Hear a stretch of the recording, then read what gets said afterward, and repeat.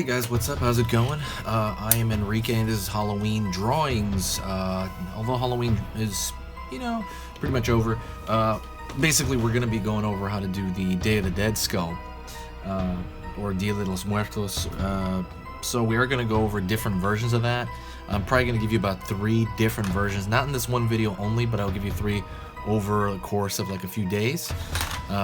So let's get started. Today I'm going to use a Faber-Castell marker. So this one right here, Faber-Castell PITT Artist Pen, big brush, black 199. I don't know if that means anything, but if you just type in Faber-Castell PITT Artist Pen, big brush, remember that big brush part, you'll find this. It's very similar to a Sharpie. The only thing different about it is that it doesn't have that nasty, horrible, toxic smell. That it's really bad for your brain over time if you inhale it.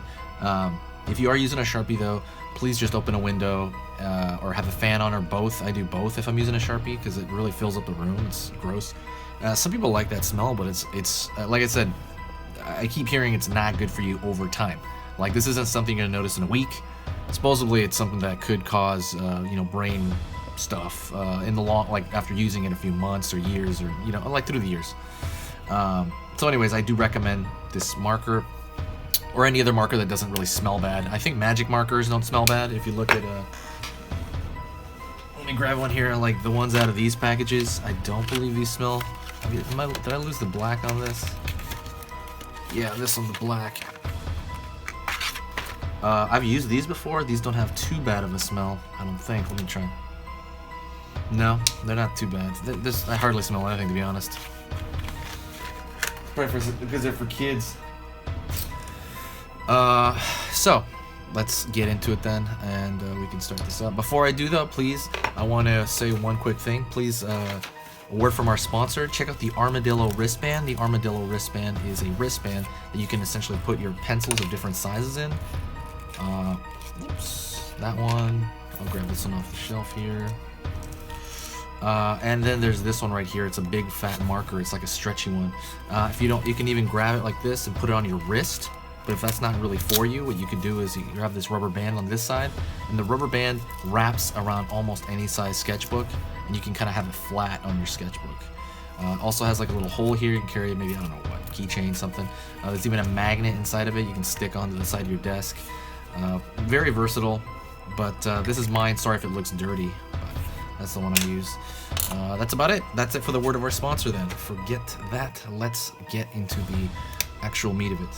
So, it's aiming at the paper, right? Okay. I want to make sure it's focused. What I'm going to do is I'm going to make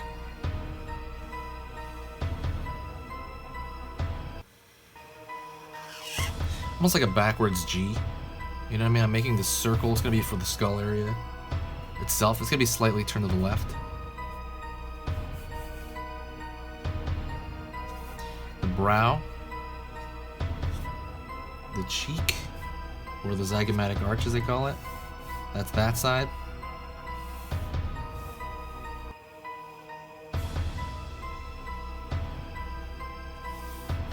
Front of the face.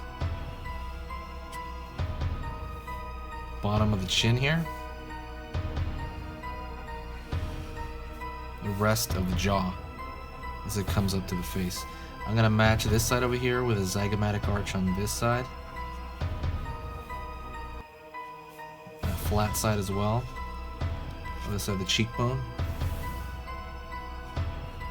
And this side of the brow as well. Now I'm going to do is I'm going to make it a little bit more circular than a traditional skull on the eye sockets. On a traditional skull, you'd make it almost more of a square, the eye socket shapes, but for a Day of the Dead skull, I'm going to make it more rounded forms. That's just the style they go with. I'm going to fill it in with this marker. Don't be shy about that, just fill it all in.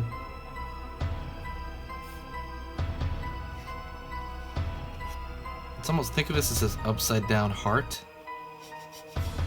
for the nose, nasal cavity. Wrap that line around, almost like a smiley face.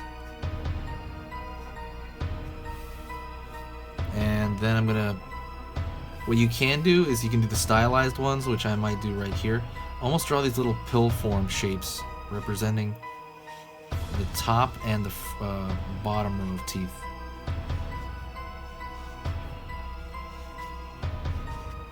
That's more of just like a stylized thing.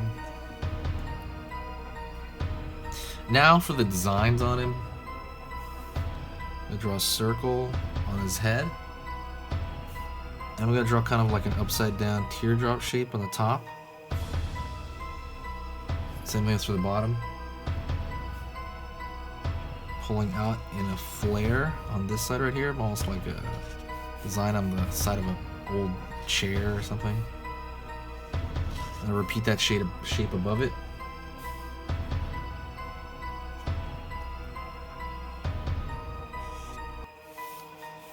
It's going to be the top of a flower over here at the top. Think of the flower lying flat on his head. It's like a flower design and not an actual flower. I forgot around the eyes. Draw a little flower petal designs around the eyes.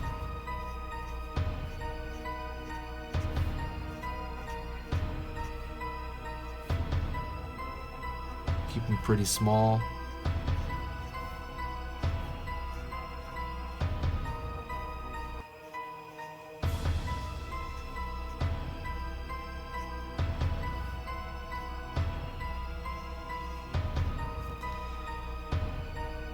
And it shows the detail there. Then I'm gonna draw a circle or two. You can also just create your own designs, really, but you're just gonna have at it.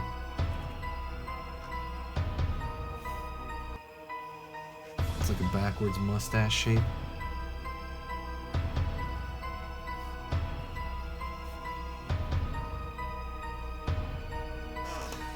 And if you want, I'm gonna draw another flower shape over here on this side of the skull.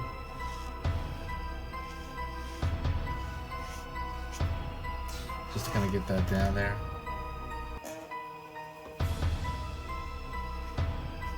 Cavity over here for the side, kind of where the back of the teeth end. Flower shape along the chin. I just kind of like it.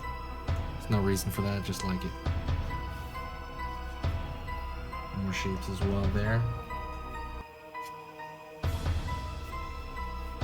Connecting that jaw.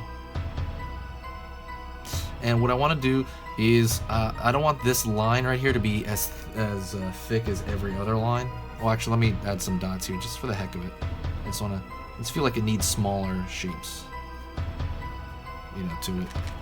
So I don't want to make this outer line. I want the contour basically to be a lot thicker than the line inside, because this is going to be black and white ultimately on this drawing. So I don't